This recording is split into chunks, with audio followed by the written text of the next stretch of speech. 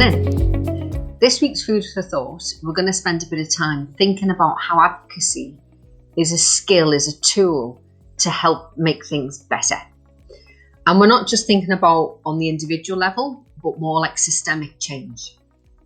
This month, we've had two really interesting webinars. The first was about Cheney's Law, which is the Mental Health Use of Force Act. And this bit of legislation really affects advocates working in mental health institutions. It's about reducing the use and the need of restraint. And as advocates, there's a question here around how do we use this piece of legislation to improve the experiences of people who are having inpatient stays? How can we get involved in questioning the use of restraint in really positive ways? The second webinar was about parent-carer blame. And this was a fascinating opportunity to learn about research that's coming out that acknowledges and explores the experiences of families of disabled children.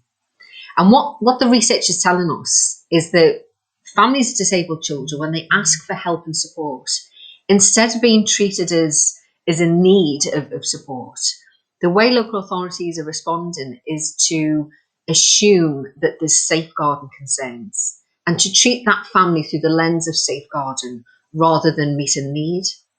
So the best way to explain it is, instead of saying that the child's need arises from the disability, the way local authorities are responding is to assume parental blame and parental failings.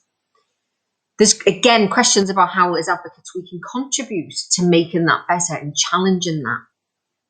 So on Wednesday in the masterclass, we're going to be holding those two very different developments. We're asking ourselves that question, how do we contribute to that? So yes, we do our one-to-one relational advocacy where we affect change for the individual, but we're going to try and take it a little bit broader and just think, how can we contribute to these systemic changes that are absolutely required and demanded right now? Hope to see you on 2 o'clock on Wednesday.